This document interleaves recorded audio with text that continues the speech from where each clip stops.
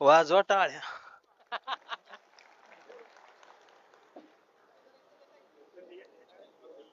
निष्ठावंतांच्या यादीत जे राहिले त्यांच्या बरोबर जिवंत महाराष्ट्र उभा आहे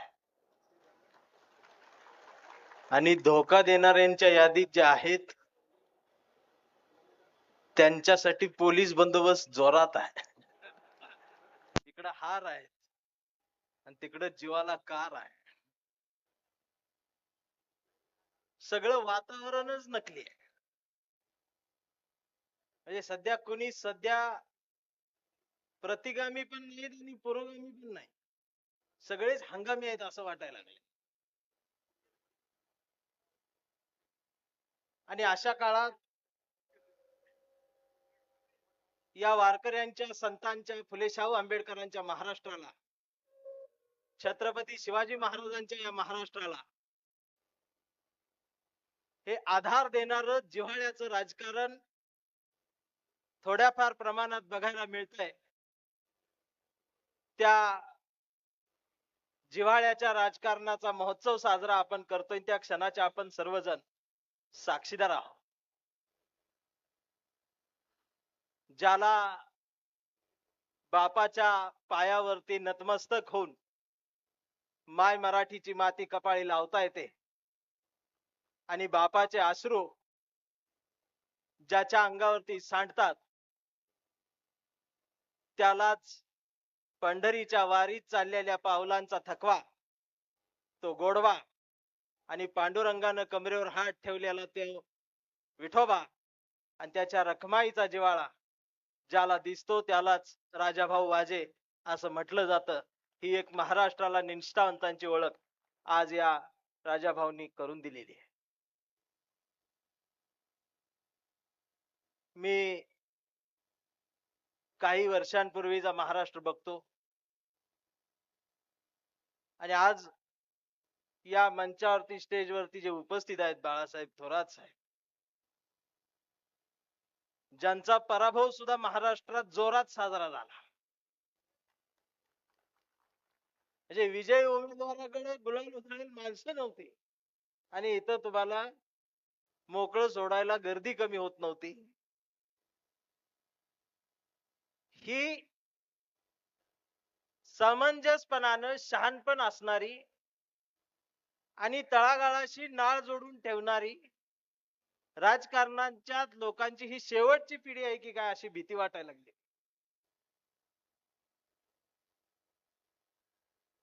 आदरणीय गोपीनाथ मुंडे साहेब ज्यावेळेला बोलायचे त्यावेळेला काँग्रेसचे सगळे शांतपणे ऐकून घ्यायचे. त्यांनी केलेली टीका सुद्धा हसत हसत सहन करायचे. इकडे विलासराव देशमुख साहेब सुद्धा बोलायचे तर भाजपवाले ऐकून त्यांचं सहन करायचे आणि संध्याकाळी एकमेकांचा हात हातात घ्यायचे. आणि आज तोडायचं, फोडायचं, मोडायचं आणि दुसऱ्यान लिवल्याला खोडायचं, याच्या पलीकडे आमचं राजकारण जात नसताना माणसं जोडायचं, महाराष्ट्राला घडवायचं हा विचार देणारी राजाभाऊ सारखी माणसं आहेत. म्हणून आमच्या तरुणांना राजकारणाच्या जवळ जाऊन उभा राहता येत. सगळं वातावरणच नकली आहे. या नकली चाललेल्या वातावरणात खरं काय?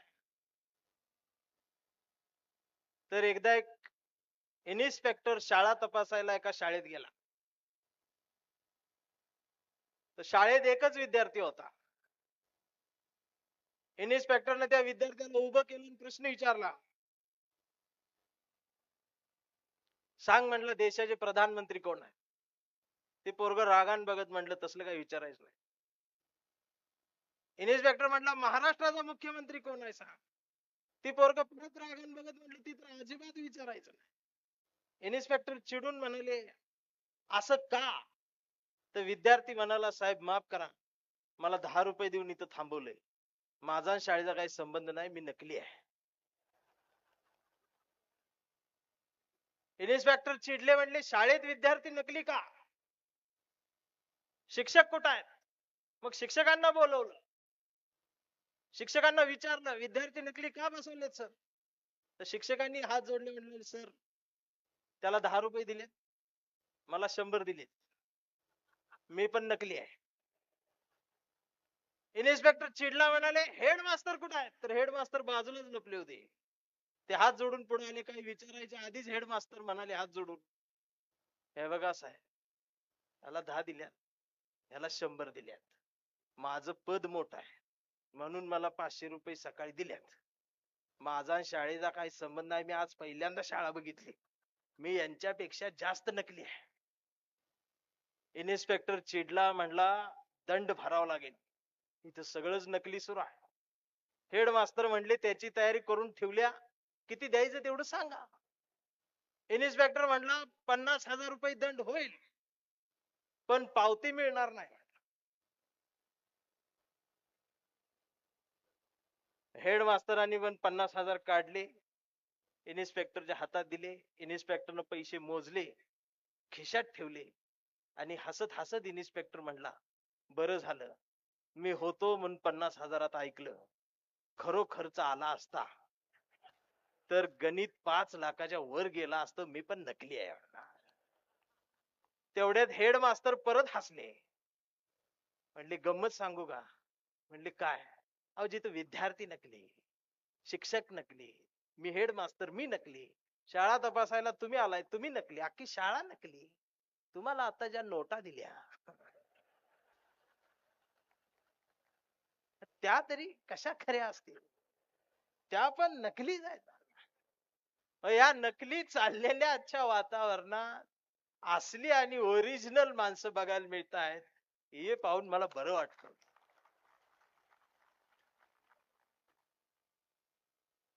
आणि सध्या बरं बोलण्यापेक्षा मला खरं बोलायला जास्त आवडतं. आणि खरं बोललं की मला मारत्यात, लय मारत्यात.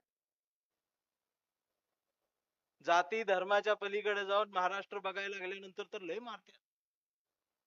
मी महाराष्ट्राच्या गाव खेड्यापर्यंत पोहोचलेला माणूस आहे. एसटीन फिरलेला महाराष्ट्र आहे मी. या 4 दिवसात मी नागपूर विदर्भ करून आलो. पेरणीचा काळ जवळ आलेला आहे. गावगाड्यावरच्या ग्रामीण भागातल्या शेतकऱ्याच्या चेहऱ्यावरचे हावभाव मला सांगतायत ते पावसाच्या थेंबाची किती वाट बघताय. ही या महाराष्ट्रातल्या नव्हे देशातल्या शेतकऱ्यांची अवस्था आहे. पावसाचं पाणी यावं म्हणून विठ्ठलाला साकडं घालणारा शेतकरी वारकऱ्याच्या रूपानं महाराष्ट्राच्या मातीत जिवंत आहे.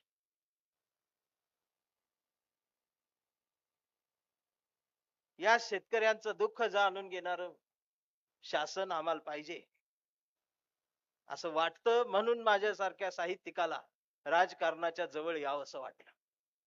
कारण इथं आल्यानंतर त्यातलं मर्म कळायला लागलं. हा देश आहे. देश स्वातंत्र्य व्हायच्या आधी या देशावर इंग्रजांचं सरकार होत.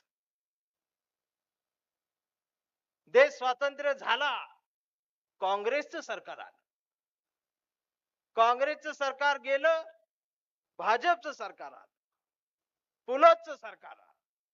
परत त्या सरकारचं नावं वेगवेगळी होत गेली. मनमोहन सिंगांचं सरकार आलं, पुलतचं सरकार आलं, नरसिंहरावांचं सरकार आलं, आता मोदींचं सरकार आलं. देश स्वातंत्र्य झाल्यापासून ही कुठली सरकार येत आहेत?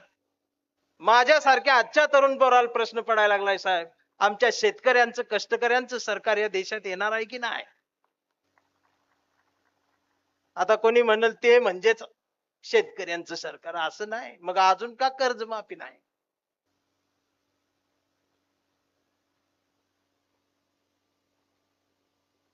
आमच्यासारखी पोरं, बाप ज्यांचा शेतकरी आहे, पेरणीच्या टायमाला पाऊस आला नाही तर घरातला कासरा लपवून ठेवतात.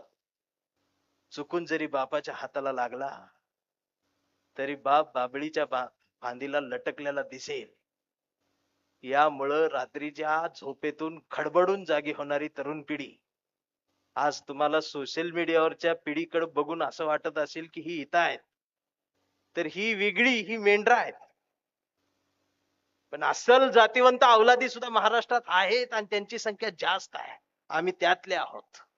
आम्हाला माणूस पण कळतं, शहाण पण कळतं. आणि असं बोलल्यावर मला मारते.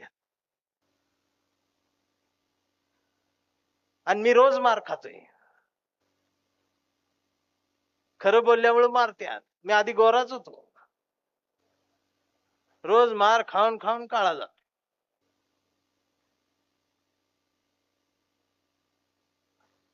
पण आपल्यासारख्या माणसांसाठी, राजाभाऊसाठी एक गोष्ट आहे माझ्या छोटीशी. मी 7वीच्या वर्गात होतो तेव्हा माझ्या वर्गात एक नाना म्हणून विद्यार्थी होता. आणि हा नाना गेल्या 15 वर्षापासून 7वीत नापास होतो.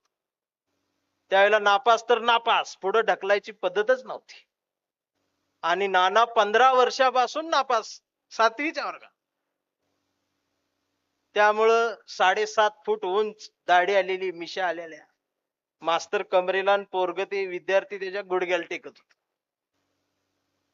आणि त्यात आमच्या मास्तरांनी वर्गात नियम केला होता, शाळेत विचारलेल्या प्रश्नाचं उत्तर जो विद्यार्थी बरोबर देईल त्या उत्तर बरोबर आलेल्या विद्यार्थ्यानं चुकलेल्यांच्या कानाखाली मारायचे. आणि याचा परिणाम असा व्हायचा, नाना रोज मार खायचा. कारण नानाला काहीच येत नव्हतं. त्याला 3 काढून दाखवलं तर त्याला ते ओम म्हणायचं. आणि एखाद्या विद्यार्थ्याचं उत्तर बरोबर असलं की नाना गुपचूप उभं राहायचं, न सांगता म्हणायचं ये मार. आणि विद्यार्थी सुद्धा पहिला नानाकडेच जाऊन त्याला मारायचं. आणि ते रोज मार खायचा. आणि मला वाईट वाटायचं, कारण ते आमच्या घराजवळ राहत होता. मी एक दिवस नानाला म्हटलं तू कशाला शाळेत येतोस? पण नाना एवढा मार खाऊन सुद्धा शाळा कधी बुडवत नव्हता, रोज वर्गात हजर असायचा. एकदा म्हटलं तू कशाला शाळेत येतोस? शाळा सोड, तुझ्या प्रश्नाचं उत्तर बरोबर येत नाही. 15 वर्ष झाली एकाच वर्गात आहेस. तर नाना म्हणला एक दिवस तुला कळल. आणि एक दिवस खरोखर असा आला. आमच्या वर्गात सरांनी एक प्रश्न विचारला. प्रश्न पुस्तकाच्या बाहेरचा होता. प्रश्न होता, गावाबाहेर जे बायका धुणं धुतात त्या धुणं धुण्याच्या जाग्याला नेमकं काय म्हणतात?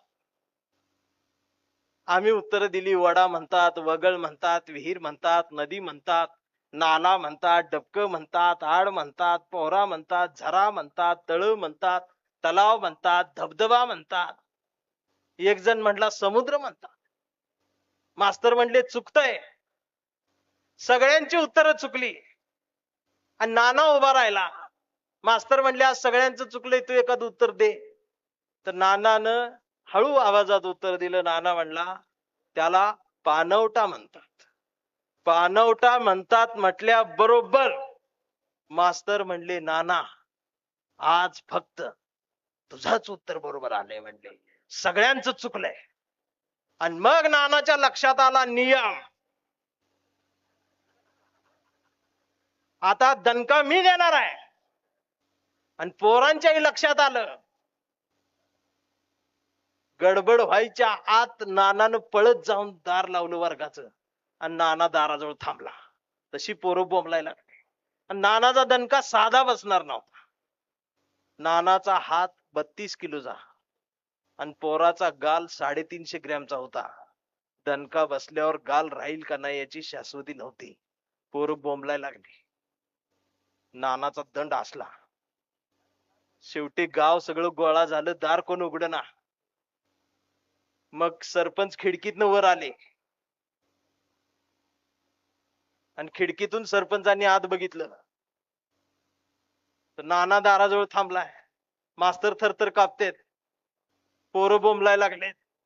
सरपंच म्हटले सर काय झालं, काय चाललंय, दार उघडा. मास्तर म्हटले घोळ झालाय. सरपंच म्हटले काय झालं? मास्तरांनी सांगितलं आज फक्त नानाचंच उत्तर बरोबर आलंय. तसा सरपंचाचा बीपी वाढला. कारण पहिल्या बेंचवर त्यांचाच मुलगा. पहिला दणकाच त्याला बसणार होता. ती सारखं वरडायला लागलं पप्पा आम्हाला वाचवा म्हणून. आणि मग सरपंच हात जोडून म्हणाले मास्तर म्हटले पाया पडतो, गावची उद्याची पिढी आहे, एक सुद्धा नीट राहणार नाही. आज नियम बदला. नियम बदला म्हटल्याबरोबर नाना चिडला आणि नाना मास्तरांना म्हणाला, 15 वर्ष झालं हा नियम मी पाळला, कधी म्हटलं का बदला? ते म्हटले नाही. आज जर नियम बदलला तर पहिला दणका तुम्हाला बसेल म्हणला. मास्तर गपचूप खुर्चीत बसले आणि नानानं वर्गावर नजर टाकली. नानाला आठवायला लागलं, मला यानं कसं मारलंय, मला त्यानं कसं मारलंय, मला गालावर मारले, कानावर मारले.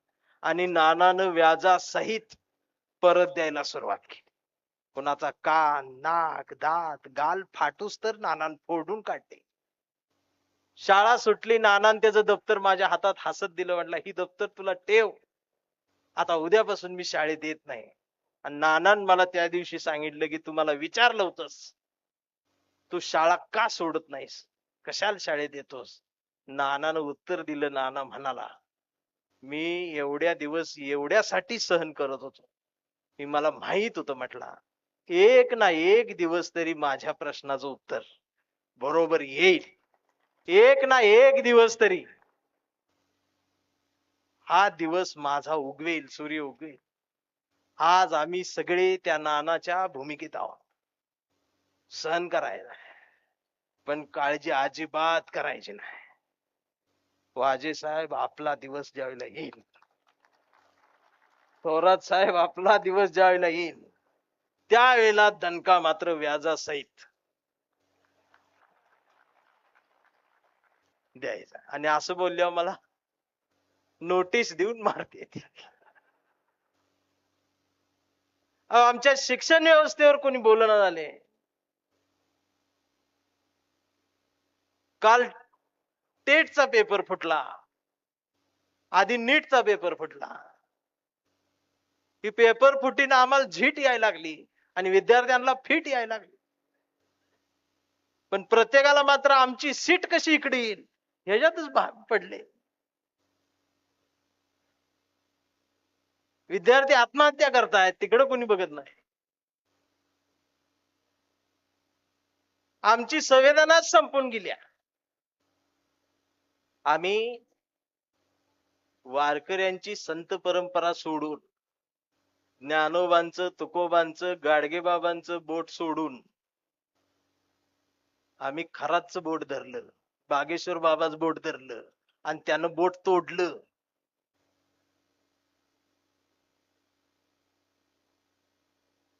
म्हणून खराच्या दारात जाऊन भविष्याचा हात दाखवून आयुष्याची वरात काढून घेण्यापेक्षा फुले शाहू आंबेडकरांच्या छत्रपती शिवाजी महाराजांच्या परातीत समतेची आणि परिवर्तनाची भाकरी दमदारपणानं भासता येते, हा सांगावा या निष्ठेनं या महाराष्ट्राला दाखवून दिला. आज नाशिकची ओळख वेगळी झाली होती, पण इथून पुढे नाशिक जिल्ह्याची ओळख ही निष्ठावंत कार्यकर्त्यांची ओळख अशी ओळख असणार आहे. आज इथं समोरची गर्दी म्हणजे काय फक्त एका पक्षाची गर्दी नाही, आणि मी सुद्धा कुठला कार्यकर्ता म्हणून नाही, तर एक सर्वसामान्य या देशाचा, महाराष्ट्राचा नागरिक म्हणून तुमच्या सोबत उपस्थित झालोय. माझे शब्द अशा राजाभाऊ माणसावरती उधळण्यासाठी. ही आज काळाची गरज आहे. प्रेम आम्ही करण्यात कमी पडतोय की काय अशी भीती असताना हा महाराष्ट्र आहे, हा संतांचा महाराष्ट्र आहे, शेव शाहू फुले आंबेडकरांचा हा महाराष्ट्र आहे, हे आम्ही कायम ठणकावून सांगितलं पाहिजे. आणि या निमित्त मी थोरात साहेबांना आमच्या सांगेन की तुम्ही ज्या वेळेला सत्तेत असता त्यावेळेला आमच्यासारख्या पुरोगामी चळवळीत काम करणाऱ्या कार्यकर्त्यांकडे जरा बघत जावा. कारण तुम्ही सत्तेत असल्यावर आम्हाला कोणी पिक्चर मध्येच घेत नाही, पण आम्ही असतो इथं पेरणारी माणसं. आज हे निष्ठेचं बियाणं सिन्नरच्या मातीत पेरल्यानंतर येणाऱ्या कितीतरी पिढ्यांना ते उगवलेलं पीक दिसेल आणि सिन्नरच्या मातीच्या निष्ठावंत मातीचा इतिहास इथल्या येणाऱ्या कितीतरी पिढ्या गुणगुणत राहतील. ह्या गोष्टी आज साध्या नाहीत. ही बदललेलं राजकारण, समाजकारण, बागेश्वर बाबाचा भरणारा करोडो लोकांचा दरबार आणि ओस पडत चाललेली तुकोबांची गाथा, हे आम्हाला येणाऱ्या पिढ्यांसाठी फार धोक्याचं आहे. आमचं जातं गेलं, मिक्सर आला, आम्हाला वाटलं विकास झाला, पण जात्यासोबत आजीची मांडी आणि मांडीवरच्या ओव्या गेल्यात याचं भान आम्हाला राहिलं नाही. त्या ओव्यांसोबत आमचं बरंच काही काय गेलं. आमची झाडं गेली, रस्ते आले, पण नुसती झाडं जात नसतात, झाडासोबत सावली जाते. आणि का जगायचं असतं हे शहाणपण झाडांच्या सावली सकट निघून गेलेलं आहे. तरी या सिन्नरच्या मातीत आमचे मित्र आहेत विष्णू वाघ, रोज एक झाड लावत हिंडते येड्यावानी. मला अशी माणसं अभिमानाने सांगावीशी वाटत. समाजकारण करावं ते गाडगे बाबांचा खराटा घेऊन करावं, राजकारण करावं ते तुकडोजी बाबांची ग्रामगीता घेऊन करावे. आणि असं बोलल्यावर मला मारत्यात.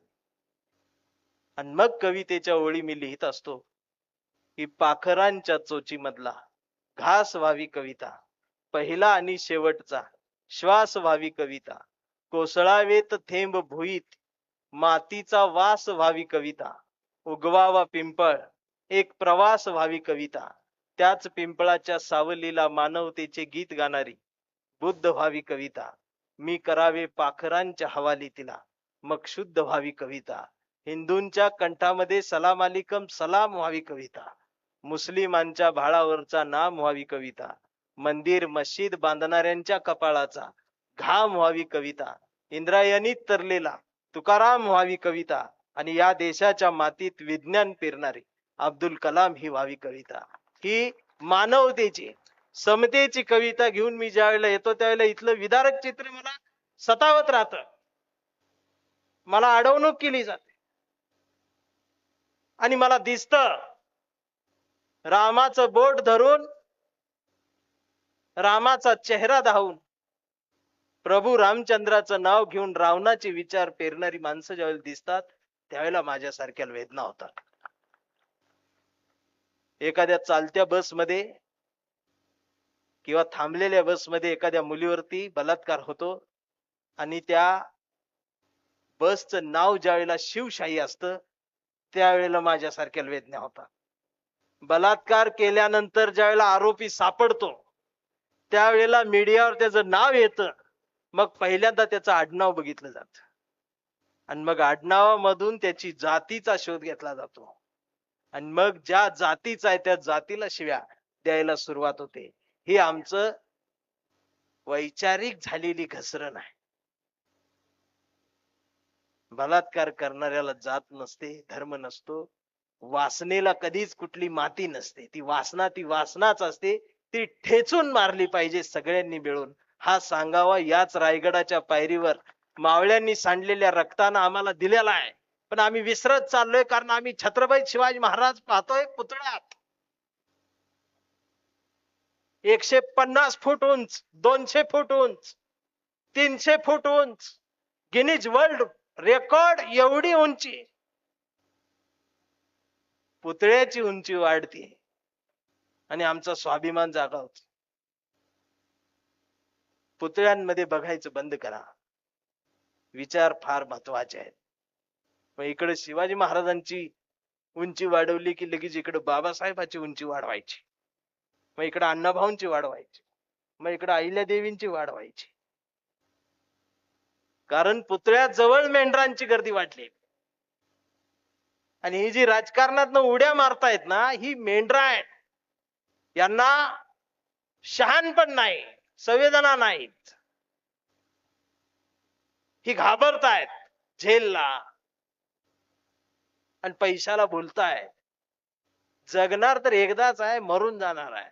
मला सांगा, ज्यांनी ज्यांनी इकडून तिकडे उड्या मारल्यात त्यांच्या नातवाला ह्या आज्याचा इतिहास सांगताना काय सांगितलं जाईल? आणि आमच्या राजाभाऊच्या नातवाला अख्खा सिन्नर तालुका नाही, अख्खा महाराष्ट्र सांगत राहील तुझ्या आज्याच्या निष्ठावंताचा इतिहास. हे जो मान सन्मान आज मिळतोय, ही 50 खोके सुद्धा क्षुल्लक आहे त्याच्यासमोर. आमचे संजय राऊत साहेब जेलमध्ये गेले, झुकलं नाही. आणि नरकात जाऊन नरकातला स्वर्ग लिहून बाहेर आला. पुस्तक लिहिलं त्यांनी, नरकातला स्वर्ग. आणि इकडं सत्तेच्या स्वर्गात जाऊन नरक भोगायची वेळ आज आलेली आहे. त्यामुळं माझी काय कोणावर टीका नाही. मी एकटा फिरतोय, कुठे धरून मारते ती, त्यांना काय हो. माणूस मारायचाच म्हटल्यावर काय करणार. पण आम्ही त्यातले नाहीत. आम्ही ज्ञानोबांच्या मांडीजवळ बसलेली पोरं आहोत. आम्ही तुकोबांच्या मांडीवर बसलेली पोरं आहोत. जे खळांची व्यंकटी सांडो, तया सत्कर्मी रती वाढो, भूता परस्परे पडो मैत्र जीवांची. ही तुमच्यातली जी विकृती आहे ती सांडली पाहिजे. हा राक्षस तुमच्यातला मेला पाहिजे. तुमच्यातला माणूस अजूनही आम्हाला हवा आहे आणि त्या माणसावर माझं प्रेम आहे. ही प्रेम करण्याची शिकवण या माय मराठीच्या मातीनच आम्हाला दिली. अजूनही आम्ही आई वडिलांच्या पायातच देव शेदणारी पोरांची जमात या महाराष्ट्रात आहे. मी इथं यायच्या आधी राजाभाऊंनी उभं केलेलं वारकरी भवन बघितलं. मला वाटतंय महाराष्ट्रात वारकरी भवन उभं करणारा एकमेव हा खासदार आहे.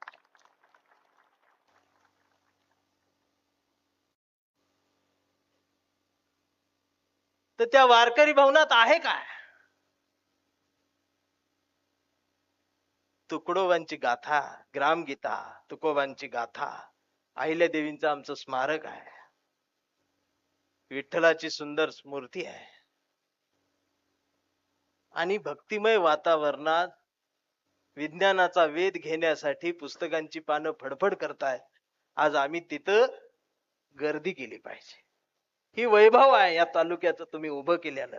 आम्हाला रस्त्यापेक्षा मोठमोठ्या फ्लॅटच्या इमारतींपेक्षा हे जर हातात मिळालं तर आम्हाला जगावर राज्य करायला जास्त वेळ लागणार नाही. आणि आमच्याकडे संत परंपरा आहे. माझं प्रेम माणसावर आहे. पावसाचं वातावरण झालंय, बहुतेक पावसाला सुद्धा राजाभाऊंवरती आज आपल्या पाण्याची वृष्टी करायची इच्छा झालेली असावी. पण पाऊस किती जरी आला तरी आपण बी मागं हटायचं नाही. आज पावसात मी बी भिजलो तर मी बी गोरा होईन, मला बरं वाटेल. पण जाता जाता एक कविता आहे, आज कविता वेगळी आहे की अरे यावं त्या चार्ली चॅपलिन माझ्याकडं, धरावा त्याच्या हसऱ्या दुःखाचा कागद माझ्या समोर, आणि म्हणावं मला नितीन लिहिना माझ्या मुक्या जगण्याची एखादी बोलकी कविता. तू माणसांवर प्रेम करणारा कवी आहेस. मी उचलावं पेन तेवढ्यात हिटलरने तिथे यावं, आणि मी हिटलरला म्हणाव का आलास तर हिटलरने सांगावं मला नितीन घे ना माझं रक्त. त्या रक्तानं लिहिना कविता जर्मनीच्या साम्राज्यवादावर, आणि मी कोंडून मारलेल्या श्वासांवर. तुझी माणसाची कविता वाचून कदाचित ते मला माफ करतील, आणि मी लिहावी कविता तेवढ्यात समुद्रातून हातात मीठ घेऊन लादेननं तिथे यावं, आणि मी हसत हसत त्या मिठाची सुद्धा साखर बनवून द्यावी त्याला, आणि लादेननं म्हणावं मला नितीन दे ना तुझा थोडासा तुकाराम. काश्मीरच्या बर्फात पेरावं म्हणतो, आणावी म्हणतो हिरवी वारी पंढरीला, आणि मी द्यावा त्याचाच त्याला पैगंबर, आणि सांगावं या देशात पैगंबर पेरला की तुकारामच उगवत असतो म्हणून. त्यानंही ते हसत हसत मान्य करावं. याव त्या डोनाल्डने, याव त्या पुतीनने, मी सांगेन त्यांना तिसरं महायुद्ध विसरा, माझी कविता नेहमी आडवी येईल. आणि तुम्ही या सगळ्यांनी माझ्याकडं तुमच्या मेंदूतला इतिहासच एकदाचा जाळून टाकावं म्हणतो, आणि तुम्हाला दाखवावं म्हणतो हा सुंदर भूगोल जो तुम्हाला आणि आम्हाला येणाऱ्या पिढ्यांसाठी फार जपून ठेवायचा आहे. वातावरण बघून जगण्यासाठी देश बदलणाऱ्या पाखरांनी सांगा कुणाची गाणी गायची. माझी कविता त्याच पाखरांच्या थव्यात कायम उंच उंच विहार करत राहील, कारण मी फक्त आणि फक्त माणसांवर प्रेम करणारा कवी आहे. या माणसांचं प्रेम घेऊन कष्टकऱ्यांचा, शेतकऱ्यांचा, वंचितांचा आवाज जर माझ्या कवितेला होता आलं तर मी राजकारणाच्या जवळ असेल आणि माझी कविता राजकारणात असेल. जोपर्यंत तुम्ही सगळं सत्तेत जात नाही तोपर्यंत मी तुमच्या सोबत आहे. तुम्ही एकदा सगळे सत्तेत गेला की मग परत तुमचा सामना माझ्या कवितेशी व्हावा यासाठी मी तयार असणार आहे. मित्रांनो, आभार काही एवढ्या सुंदर कार्यक्रमाचे मानणार नाही. राजाभाऊ सारख्या माणसाच्या जवळ जाता आलं. तुमच्या सर्व महाराष्ट्रातल्या शिवसैनिकांचं प्रेम मला मनापासून मिळतंय आणि एका कवीला महाराष्ट्र आज डोक्यावर उचलून घेतोय, पदरात घेतोय. माझी जात पात धर्म न बघता माझ्या कवितेला, माझ्या शब्दाला, प्रतिभेला गोंजारतोय. ही माझ्यासाठी जगण्यासाठी फार मोठी प्रेरणा आहे. म्हणून आभारांचे भार कशाला, सत्कारांचे हे हार कशाला, मनात एक घरट बांधूया निष्ठेच. या निष्ठेच्या घरट्याला दार कशाला, झुळझुळत्या या राजाभाऊंच्या झऱ्याला आपल्याही कष्टाचं जगण्याचं पाणी देत राहूया. मिनमिनत्या या मिनमिनत्या या ज्ञानाच्या दिव्याला, स्वाभिमानाच्या उजेडाला आपल्याही उजेड देत राहूया. जोपर्यंत हे विचारपीठ, फुले शाहू आंबेडकरांचा विचार, छत्रपती शिवाजी महाराजांचा विचार आणि आमच्या राजाभाऊंचा मतदारसंघ तुमच्या मनाला साथ घालील, त्याला आयुष्यभर असाच प्रतिसाद देत राहा. एवढं बोलून थांबतो. जय भीम, जय महाराष्ट्र, धन्यवाद, जय भारत.